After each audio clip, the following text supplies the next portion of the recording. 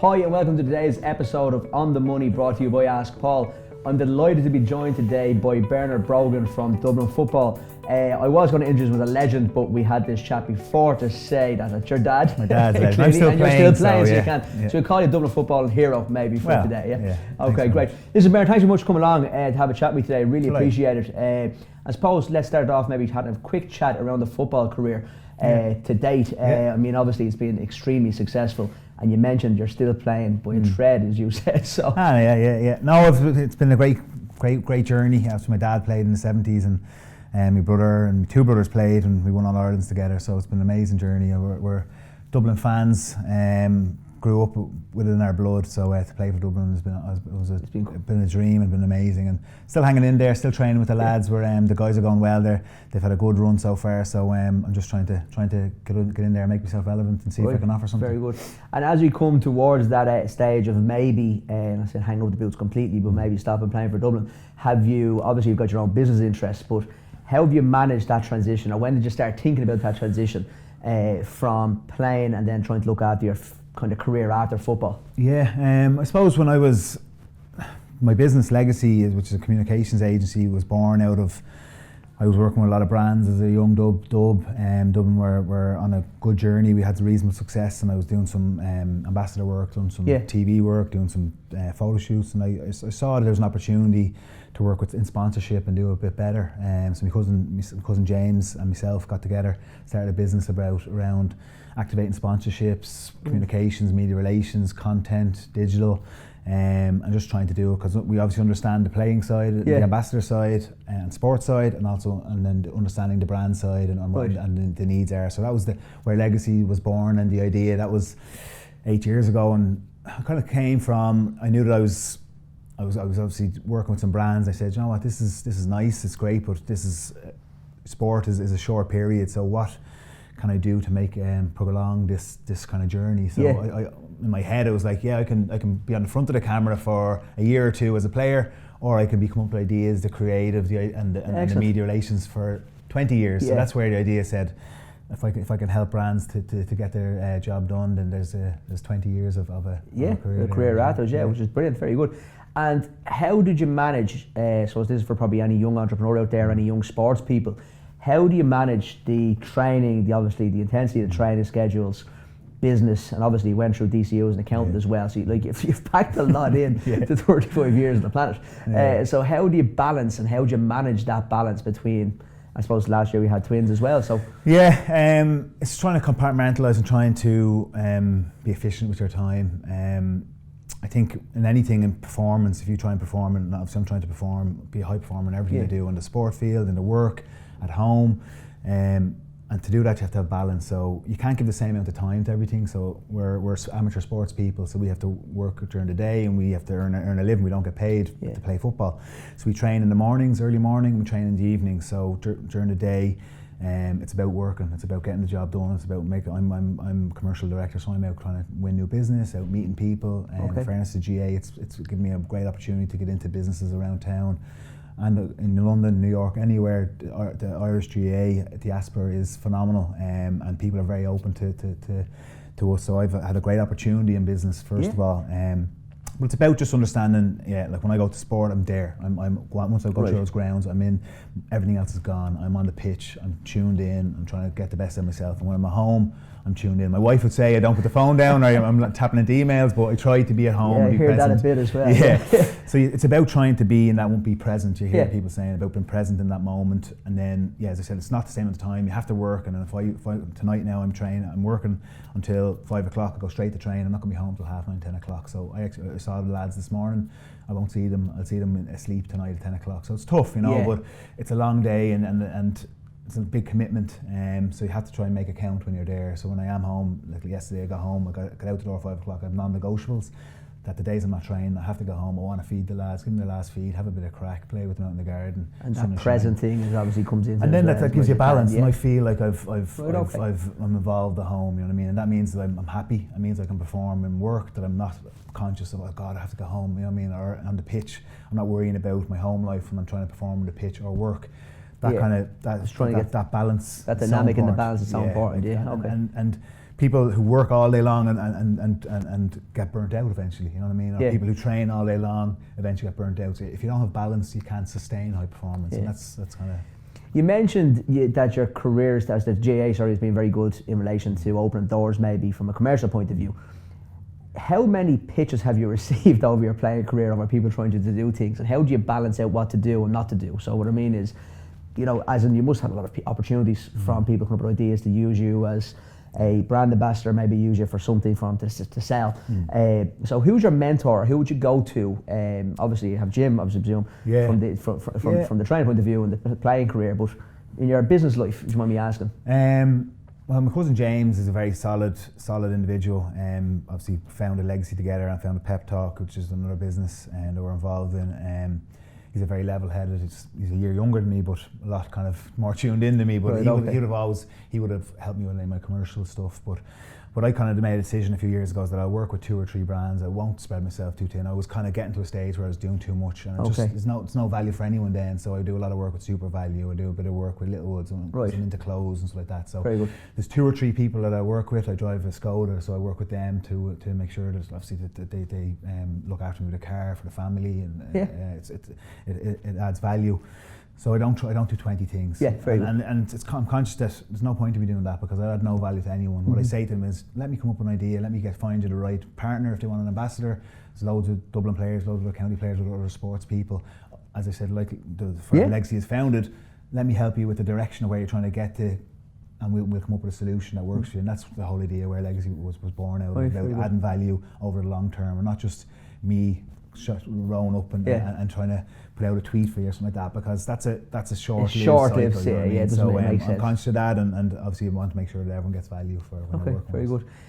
Following on from that, just staying in business for a second, the family are obviously in the business. You mentioned your cousin already. I know you're busy with your brothers as well. So from most people, when they get into business with their families, they sometimes struggle. But obviously, because from the sporting career you're all involved in Dublin football, it probably made it a bit easier, did it? Or yeah, we've got a relationship, 2 brothers, Alan and Paul, and we would have kind of batted each other as young lads, but we played a lot of sport together, played with Plunkets for a long time. Paul and obviously 3 of us played with Dublin. We won All-Ireland in 2011. Paul had 3 crucial ligaments injuries.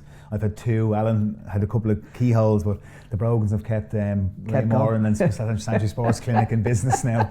We have about 20 crucials with the Brogan knees. It's hereditary, unfortunately. My dad had issues in the 70s with them. But so Paul didn't probably play as long, but we did. We went on an amazing journey together. Obviously the lads are finished up playing, but we actually played last week with the club, the 3 of us again. Paul's hitting a bit of form, the knees are good, so it was great to get back out on the pitch together. Brilliant. And to play with your brothers, and my mum, dad were the line. My mum caught me at the end. She says, "Let me get your picture." I don't know when the 3 of us be playing together again. So it was really nice. But yeah, we've got a relationship, and we do.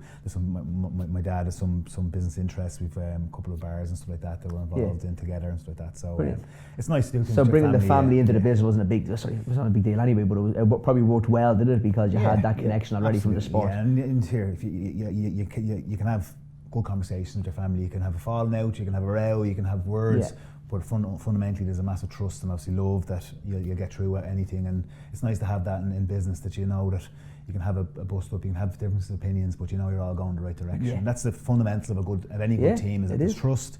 These are all going the right direction, and everyone has different opinions and there's different ways of getting there, and you can have feedback, and that's a real positive environment to be in. You know. I suppose you touched on this already, Bernard, in relation to the performance that you kind of have at the moment. So before your high performance in your family, your business, and your sporting career. So let's talk about Pep Talk, because obviously Pep Talk is an amazing concept, amazing company, and it's doing really good things around the country.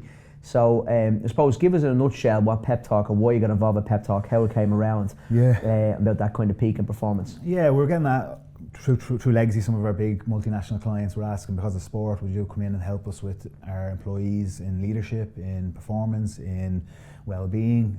The whole journey that this Wellbeing wave was hitting Ireland, probably led from the US, and sport, that balance piece and work-life blend and balance and all these words you hear bandied around. But we started doing bits and pieces of it, and then we're saying, actually, it's very hard to make an actual difference to a group of an organisation of 1,000 people, if you come in and talk to 50 people that can only get away from their desks at times. So we said the technology is needed. So we went away and built a platform or technology solution that can scale well-being, engagement, performance across an organisation. Okay. So we have everyone downloads an app. It's a platform. The employers have a dashboard that's watching what's going on. Like obviously it's all anonymous, but it's giving you data on the employees so they understand that people are engaged, activity levels, how healthy they are, and also about learning about leadership. So we do a lot of soft skills, so around communication, around leadership. So a salesperson could be a sales manager because he hits the sales targets. Doesn't mean he can lead a team of 50 people. Yes. There's a lot of softer skills, as you know, in life that I learned through time and I learned through experiences. So we try and help. I learned through sport and high performance sport about how can we help people leaders, because we're trying to develop a culture in organisations. So Pep Talk is a culture driver that we hope that organisations that we work with will become a better place to work, a healthier place to work. Help retention as well, obviously. Retention, the business, we want to prove ROI, which is the key, because we're a B2B company, so we're talking to HR directors, we're talking to CEOs, we're talking to boardroom people, so they have to see a return on their investment. So we say that we're going to drive performance in your organisation, we're going to drive attraction levels, we're going to drive retention, we're going to make people stay there longer. The research says if you have a friend or a close confidant in work, you'll stay there longer. The big stats are saying that 70% of people leave their job because of their direct line manager. So a culture of an organisation could be great. It could be in the best place in the world, but you could have a bad manager. You could, and the culture is in that pocket of that manager and his team. So there's mini cultures all around an organisation. Obviously, the organisation might have the values they want to be on the wall, but that's not real for the person. For the employee at the desk, The employee at a desk coming in doing his day's work. It's led by the culture of his manager, of his direct reports, of his colleagues. That's the environment they work in. So we try and help people leaders. We try and help the organisation, the culture. So loads of different tools that we use. Financial well-being is an area that has really really taken off, because we kind of look at the stresses of an organisation. So what are they? They're obviously health, like people have been unwell, been sick, and people have been stressed. And where does the stress come from? You know what I mean? And financial well-being is one that has kind of raised its head, which is interesting, and one we never thought that would raise its head in the well-being and performance space. I suppose you look at a lot of employees in their desk if they're under pressure towards payday and they're checking the bank to see it right debits come out. They're distracted as well, as away from the job at hand. So financial well-being is always a great place. Well, you don't. When you come in as an employee, you don't leave your baggage at the door on the way in, and then come in and do a great day's work, and then pick up any stress you have out. Like, you bring yourself to work. So if you have financial issues, budget issues at home, even just your personal life, or like for me, your sporting life, if I bring that into work, if I'm not performing there, don't have balance there, I'm not good to deal with in a day's work. So what we try and do is educate that balance, so that if you have financial issues, stresses, how do we help people to manage budgets? Things you don't get taught in school as well. You do, and well, they try to, but it's not difficult. Very well. Not very well, as you know. Hence why you're so successful in business yourself, because it's sometimes so easy, but it's so complicated for the ordinary Joe Soap to understand the simple financial budgeting, pensions, mortgages, all this stuff that's every day and so important to them, but just the managing of it and managing the ins and outs of a budget every week, to know that at the end of the month you're in the black instead of the red, because so many people just fall into that. Do you know what I mean? So that's a real challenge. And Bernard, how long is Pep Talk open and running now at the moment? We're into our third year, so we spent the first year building the technology, and Great. now we're up with a lot. We've kind of churning out a lot of big clients coming on board, and really going well. So looking outside of Ireland for expansion. We're going through a fundraise now at the end of the year, so it's an exciting time for the company. I've never been in a technology company, so there's a challenge in that. I'm an accountant, built out of cash flow, so money in, money out, all that type of stuff. Legacy was built on that model, so the technology is different. You invest in technology and get that up. So it's been an amazing journey, but there's real appetite for this, and we're seeing in boardrooms around Ireland and outside of Ireland that people, their biggest resource, most expensive resource, are important to them. You know what I mean? It's great to see that it's not just tick a box anymore. People are actually saying, you know what, I actually want to provide some tools for my employees to be better. Yes, hopefully they'll give better outputs and better performance and improve the bottom line of the organisation, but it's not all about that a lot of the time. It's about, we work them hard, we respect them, and we want to make sure that they have the tools in their personal life. A lot of what we do is about their personal life, because they're in work all day working. So our Pep Talk is an app, so it's 24/7. So it's a lot of time. Oh, so if you're at home, you can. You're at home, you can tap into finance, meditation. You can tap into a talk on financial budgeting, on pensions. You can tap into your steps and your team game that might be on. It's gamification. So you're in a team with your employee, your colleagues, Brilliant. and you're having a crack. Okay. But it's about getting out at the weekend. It's driving healthy habits, and that's what it is. It's not just about your performance on your job, because the CPD, there's a lot of course you can do to be a better engineer or a better accountant. It's about what we want to do is make you a better individual and a better performer. So a real link there, isn't there, between what you're trying to say about your own personal life and your performance to try and literally dump that into an app for employees and companies, which is great. So that's obviously a great hand. I've learned a lot through Dublin and the great leaders that we've had over a number of years, and Jim and the team and even the players, and the environment that's there.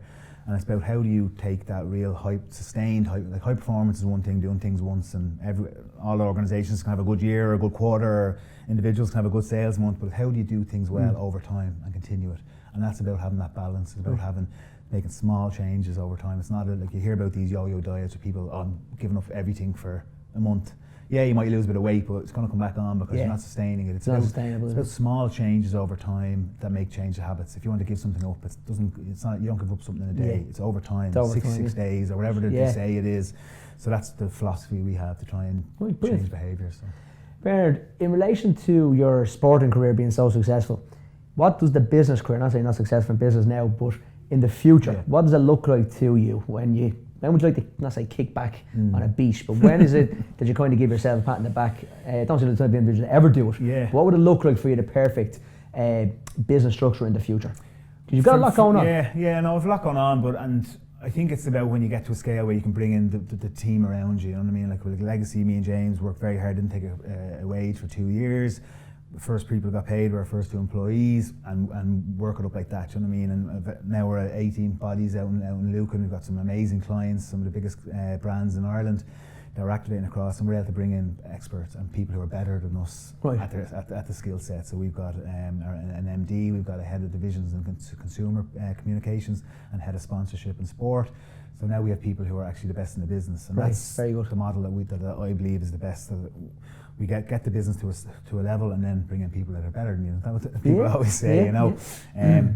But there's loads of opportunity out there, and we work very hard at it. And Pep Talk now is a global opportunity. It's technology, so it can scale. We're working with Mercer Engineering across the whole of Europe for their people in databases around Amsterdam, Germany.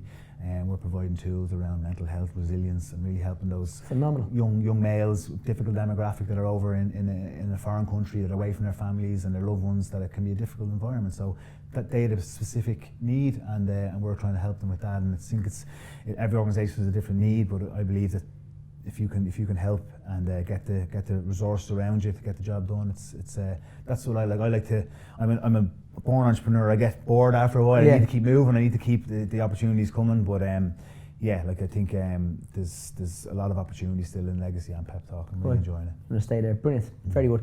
Lastly, On the Money is the name of the show. Yes. So let's talk about a little bit of finance. What's the best investment decision you've ever made, if you don't mind asking? Well, decision-wise was probably to become an accountant. It was by accident. Was it? I was good at accountancy in school, and then I wanted to just play football. Which happens to a lot of young sports people. They just don't focus on their career; they focus on football.